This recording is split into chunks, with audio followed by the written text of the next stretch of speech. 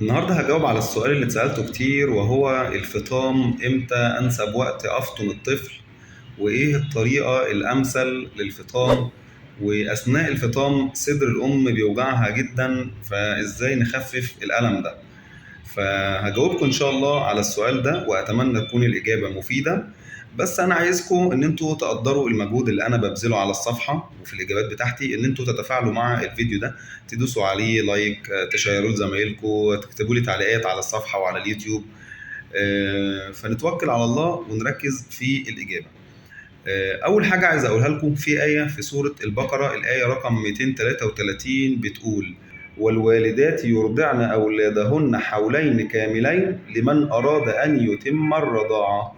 ولما نقول لمن اراد ان يتم الرضاعه، ده معناه ان الموضوع اختياري، يعني اللي عايزه تكمل لحد السنتين تكمل، اللي مش عاوزه براحتها. الموضوع مرتبط بظروف معينه هنناقشها النهارده. تمام. نبدأ نتكلم في أول نقطة، إيه هو أنسب ميعاد إن أنا أفطم فيه الطفل؟ ركزوا معايا عشان في كذا نقطة في الموضوع ده. عاوز أقول لكم إن مفيش توصية طبية بالميعاد المحدد للفطام، ولكن إحنا عارفين طبعا إن الطفل عشان مناعته وعشان كل حاجة تكون كويسة، أول 4 شهور هو بيرضع طبيعي فقط أو صناعي يعني. خلاص، أول 4 شهور الطفل فقط إيه؟ رضاعة فقط.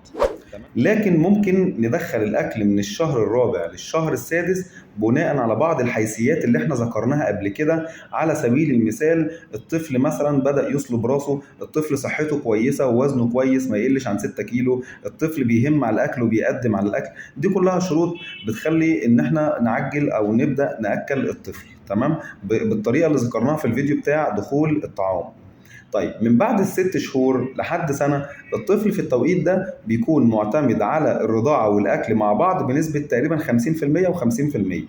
طيب، بعد السنة، من بعد السنة هنا بقى الكلام بيختلف. هنفطم امتى؟ هنا الموضوع بينشق لشقين: هل الطفل بياكل كويس وصحته كويسة ووزنه كويس والرضاعة مش مأثرة عليه في حاجة؟ مفيش مانع ان انت تكملي رضاعة، لان في الحالة دي الرضاعة مفيدة. محدش يقدر يقول ان الرضاعه بعد كده مش مفيده، لا، مفيده جدا. والطفل اللي بيرضع فتره اطول مناعته بتكون احسن، بس بشرط يكون برضه بياكل كويس.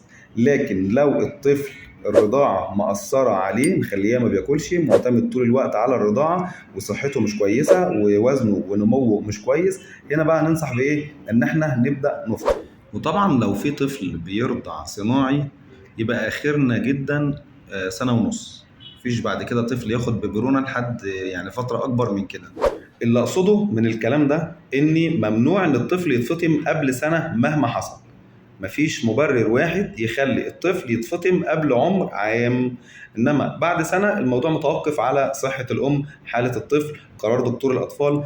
هنا بنقول لو الطفل بيرضع كويس مع الاكل، مفيش مانع ان انا اكمل لسنه ونص وسنتين. كل ما طولت كل ما الطفل استفاد اكتر من الرضاعه، حتى لو كميات قليله والاكل اكتر، وده المفروض. بس اللبن مفيد وهيقدم مناعه كويسه جدا للطفل. نيجي بقى للسؤال التاني، اللي هو ايه الطريقة الانسب للفطام؟ طبعا ده مجرد رأي، مش قرار طبي او معلومة طبية، لان مفيش هنا مرجع طبي او علمي بيرجح طريقة على التانية. ولكن هقول لك بعض النصائح اللي لازم تلتزمي بيها. اول حاجه، اوعي ان انت تفطمي الطفل في البرد الشديد او الحر الشديد، لان الطفل في البرد الشديد هو محتاج حضنك عشان يتدفى، فما تحرمهوش. وفي الحر الشديد هو محتاج سوائل كتير اللي هي بتكون متوفره في الرضاعه، فبرضه ما تحرمهوش. يبقى افضل اوقات ان احنا نفطم فيها الطفل الربيع او الخريف، اللي هو الوقت الوسط الجميل. كمان بلاش ان انت تفطمي الطفل وهو عيان، لان ده هيزود الدور المرضي اللي عنده. الطفل اثناء التعب، الرضاعه الطبيعيه بالنسبه له حاجه مفيده جدا، او الرضاعه كسوائل دافيه والكلام ده حاجه مفيده جدا. طيب، نفطم تدريجي ولا مره واحده؟ والله انا هقول لكم الراي، يعني ده مش بقول لكم اعملوا كده، انا هقول لكم رايي. في ناس بتفطم مره واحده وتقول لك بقى هو بقى ايه، زن مره واحده وتعب مره واحده ونخلص. وفي ناس بتفطم تدريجي. انا بصراحه ارجح الفطام التدريجي، ده افضل للطفل وافضل للام. بمعنى ان احنا هنبدا خلال اسبوع، هي فتره اسبوع، هنقلل كل يوم رضع ونزود مكانها وجبه. خلاص ده هيبقى بيعود الطفل ان هو الرضاعه بدات تقل بالنسبه له، وفي نفس الوقت ده بيقلل هرمون اللبن وافراز اللبن عند الام. فتحجيره الصدر والالم اللي بيجي لها بعد الفطام يبدا يكون الم تدريجي وما يكونش قوي جدا مره واحده. حاولي ان انت تشربيه سوائل كتير جدا في الاسبوع او الفتره اللي احنا بنفطم فيها عشان خاطر الطفل يبدا يتعود ان مفيش رضاعه او ببرونه.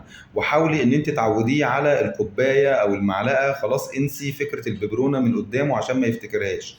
حاولي تخلي الطفل ياكل اكله مشبعه قبل النوم بنص ساعه ساعه عشان ما يقومش بالليل جعان ويزن. احنا خلاص مش عايزينه يرضع تاني وما يطلبش اصلا اكل بالليل. وحاولي كمان تختفي من قدامه لما تلاقيه بيزن وعايز ياكل. يعني هو دلوقتي بيصرخ وبيزن وكانت الرضاعه بالنسبه له السكاته، ففي الوقت ده انت محتاجه حد يساعدك، وده دور الاب او لو والدتك او اختك معاك تساعدك بحيث ان هي اللي تسكته مش انت، عشان ما يطلبش منك ان انت ترضعيه. في بقى اخطاء مش عاوزك تقعي فيها. بلاش تضعفي لما الطفل يزن ويصرخ جامد فتروحي راجعه مرضعاه تاني، كده انت بوظتي خطه الايه الفطام. واوعي تديله عصير او اي حاجه بتتشرب في الببرونه، انت كده برضو ما عرفتيش تخرجي من فكره الببرونه والرضاعه. خلاص فالببرونه انتهت خلاص. نيجي بقى للسؤال بتاع ازاي نقلل الالم اللي بيجي في الصدر او التحجيره اللي بتحصل نتيجه ان احنا فطمنا ووقفنا الرضاعه. في ناس بتستخدم ادويه عشان توقف اللبن، انا ما بفضلش الطريقه دي. احنا عايزين نقلل او يعني نوقف اللبن بالطريقه الطبيعيه. اولا لو بتاخدي اعشاب عشان تزود الرضاعه هنوقفها. لو بتاخدي ادويه عشان خاطر تضر باللبن وتزود اللبن، كل ده المفروض ان احنا وقفناه. حاجه كمان ممكن نعملها وهي ان انا اعمل كمادات ساقعه على الثدي لمده 10 دقائق مثلا 5 أو 6 مرات في اليوم. ممكن لو الألم جامد نستخدم مسكن في مادة الباراسيتامول زي الستال أقراص أو البارامول أقراص علشان خاطر يسكن معانا الألم كل 6 ساعات. وممكن ناخد قرصين مفيش مشكلة، أو في قرص اسمه دوليبران ده قرص 1000 مرة واحدة كأنه قرصين من مادة الستال كل 6 ساعات، مفيش أي مشاكل من القصة دي. اوعي تستخدمي الشفاط أو أي طريقة تشفيط للبن علشان ده هيزود إفراز اللبن وكأنك ما فطمتيش خالص. آخر حاجة عاوز أقولها لك إن هي يعني مرحلة صعبة وفترة صعبة بتاعة الفطام، ولكن كده كده هتعدي. كل الأطفال اللي سبقوكي أو سبق ولادك اتفطموا، يعني حاجة مسألة وقت هي صعبة، وهنا لازم حد يكون معاكي ويسندك ويساعدك. الأب عليه دور كبير جدا في التربية وفي إنه يستحمل زن الطفل ويستحمل الألم والتعب اللي أنت هتكوني فيه والعصبية اللي أنت هتكوني فيها.